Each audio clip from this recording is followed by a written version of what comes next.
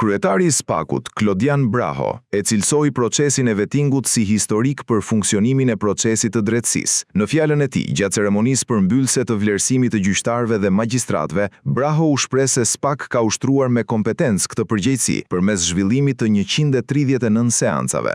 Mbi të gjitha, ky proces vendosi qartë se besimi I qytetarëve te drejtësia nuk mund të kërkohet pa integritet, pa llogaridhënie dhe pa përgjegjësi individuale. Për përvojën e posaçme, standardet e krijuara nga procesi I vlerësimit nuk janë vetëm një referencë historike. Ato janë pjesë e praktikës sonë të përditshme të punës, si në hetimin e çështjeve penale, ashtu dhe në mënyrën se si vlerësohet integriteti, sjellja profesionale dhe përgjegjësia e prokurorëve dhe hetuesve që ushtrojnë detyrën në përvojën e posaçme. Këto standarde reflektohen edhe në kujdesin e veçantë që SPAK I kushton verifikimit të integritetit të gjithë punonjësve të strukturës.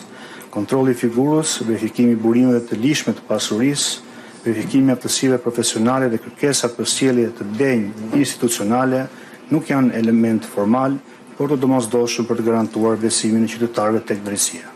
Gjatë 15 muajve që ushtruam këtë kompetencë kushtetuese, përfaqësuam me objektivitet, pranësi dhe profesionalizëm interesin publik në 139 seanca gjyqësore pranë kolegjit të posaçëm të apelimit.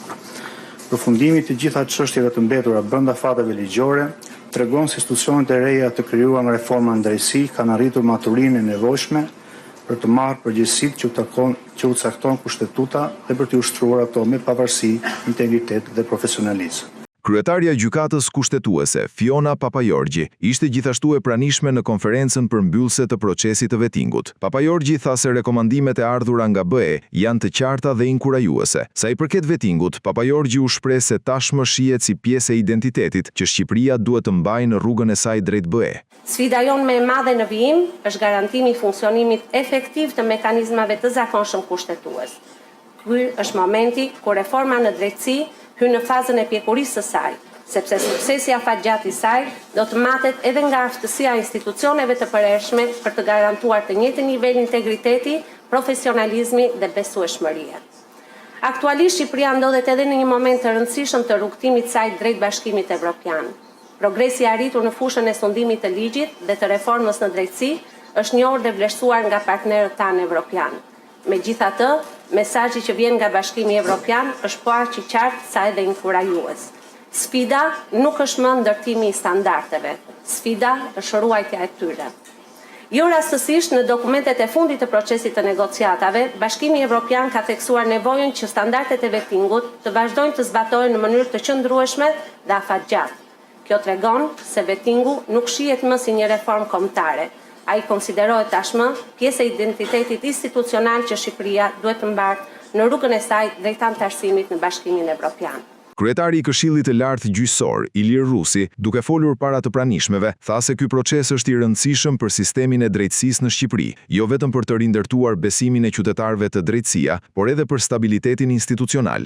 Ky proces ka përfaqësuar një përpjekje të thellë institucionale dhe shoqërore për të rindërtuar besimin e publikut te drejtësia, për të forcuar integritetin e sistemit gjyqësor dhe për të garantuar që drejtësia të jetë e pavarur dhe profesionale. Sfida jone e përbashkët mbetet konsolidimi I sistemit gjyqësor të qëndrueshëm, të pavarur dhe të aftë për të përballuar pritshmëritë gjithëherë në rritje të qytetarëve.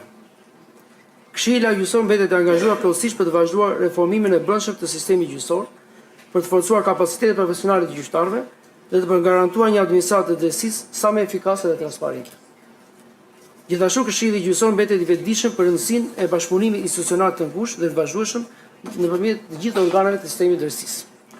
Ky bashkëpunim, I ndërtuar mbi respektin reciprok, pavarësinë kushtetuese dhe përgjegjësinë e përbashkët ndaj qytetarëve, është thelbësor për garantimin e stabilitetit institucional dhe për forcimin e mëtejshëm të besimit të qytetarëve ndaj sistemit drejtësisë. Mëtej kreu I Inspektoratit të Lartë të Drejtësisë, Artur Metani, tha se pas përfundimit të vettingut, nisi institucionalizimi I standardeve të integritetit dhe përgjegjshmërisë. Sfida sipas tij është ndërtimi I një sistemi të ri dhe të qëndrueshëm mbi bazën e llogaridhënies së zakonshme.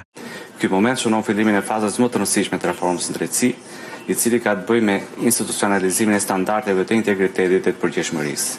Sfida tashmë nuk është më pastrimi I sistemit drejtësisë nga magjistratët jo profesionistë, po garantimi I funksionimit të sistemit të drejtësisë mbi baza apo standarde të qëndrueshme, profesionalizmi, etike dhe përgjegjshmëria. Pikërisht sot ne duhet shkojmë një hap më përpara, drejt një sistemi drejtësie i cili funksionon në kushte normale. Një mbështetje së drejtës nuk mund të mbështetet pafundësisht mbi masa të jashtëzakonshme. Për këtë arsye, dilema që duhet t'i japim përgjigje sot nuk është nëse standardet e vettingut duhet vazhdojnë apo jo, por nëse këto standarde janë bërë pjesë e veprimtarisë së institucioneve të reja të sistemit drejtësisë për të garantuar në të ardhmen integritetin dhe llogaridhënien e magjistratëve.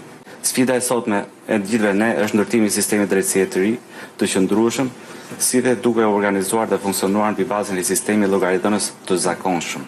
Ndër të tjera, Metani theksoi se duhet kujdesi shtuar në ruajtjen e ekuilibrit mes pavarësisë dhe llogaridhënies së magjistratëve.